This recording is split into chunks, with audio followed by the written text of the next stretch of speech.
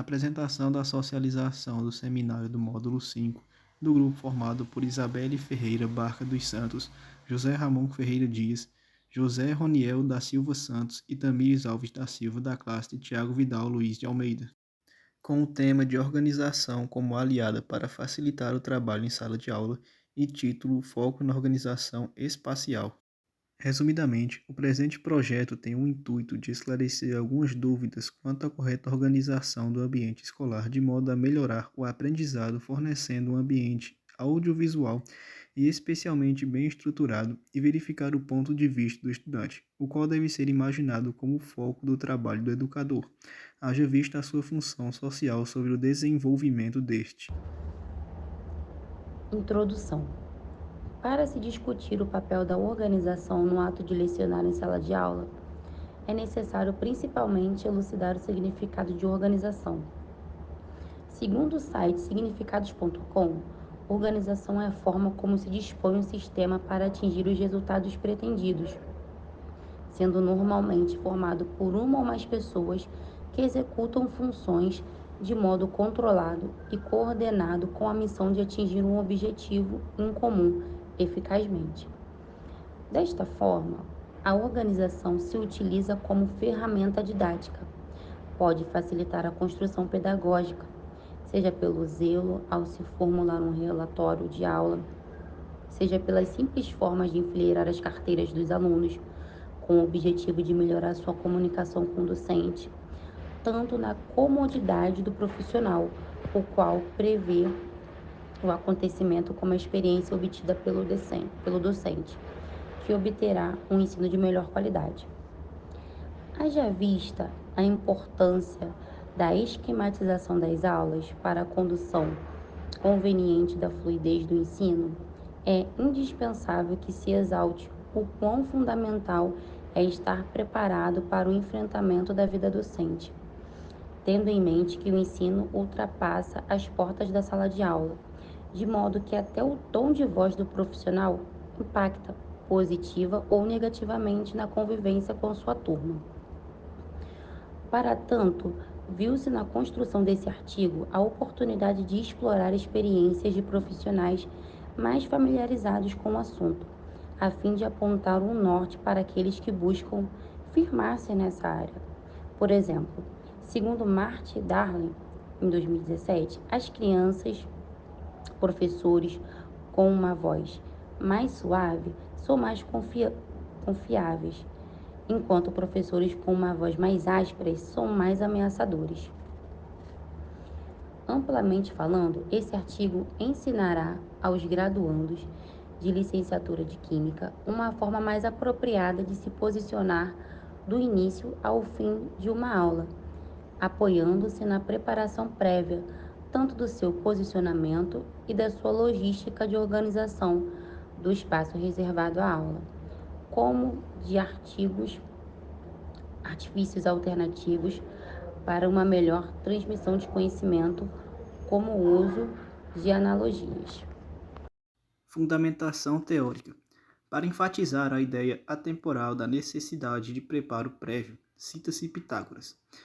Sobre a cultura organizacional e a sua relação com os valores culturais, podemos afirmar que a cultura organizacional pode ser identificada e aprendida através de seus elementos básicos, tais como as crenças, rituais, histórias e mitos, tabus e normas. Existem diferentes visões e compreensões com relação à cultura organizacional. O mesmo se dá em função de diferentes construções teóricas serem resultantes de opções de diferentes pesquisadores. Opções estas que recortam realidade, detendo-se aspectos específicos. Ademais, deve-se enaltecer a visão internacional do contexto educacional do país. Segundo Richard Feynman, a educação brasileira carece de professores capazes de transmitir seu conhecimento, uma vez que os alunos de matérias exatas utilizam-se de fórmulas decoradas, sem conhecimento daquilo que esta representa no mundo real.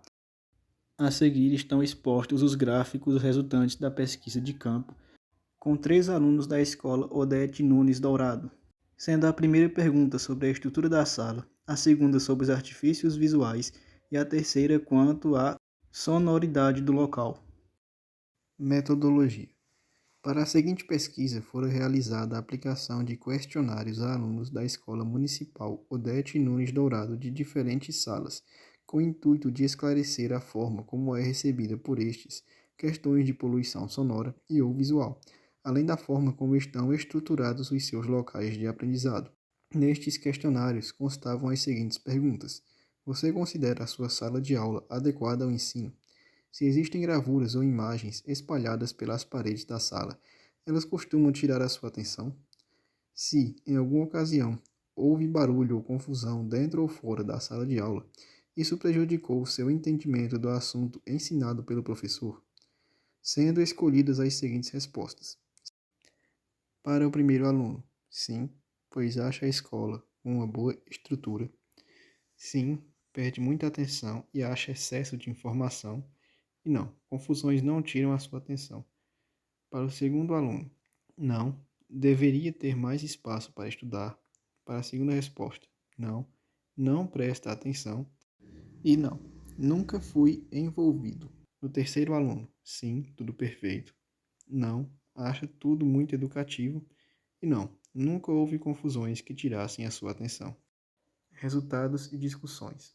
O referente trabalho tem o intuito de enaltecer a indispensabilidade da correta estruturação física e esquemática do ensino no tocante, inclusive, à forma como se organizam os artifícios visuais do ambiente, aferindo se estes exercem prioritariamente papel positivo ou negativo. Inicialmente, destaca-se que, sendo realizada a pequena entrevista com alunos de diferentes salas e, portanto, conviventes com diferentes espaços, podendo-se observar até que ponto o emprego de gravuras nas paredes das salas de aulas é aceitável por indivíduos de atenção difusa, até que deixem o propósito inicial de aprendizado e se tornem apenas algo decorativo ou excesso de informação. Outro sim, elucida-se que em ambas as entrevistas os alunos disseram não sofrer perca de atenção devido a barulhos externos por nunca presenciar algo do tipo que fosse suficiente para tal, tendo a maioria delas apresentado majoritariamente um parecer positivo quanto à apresentação estrutural de seu local de ensino, evidenciando que este é um ponto a ser considerado.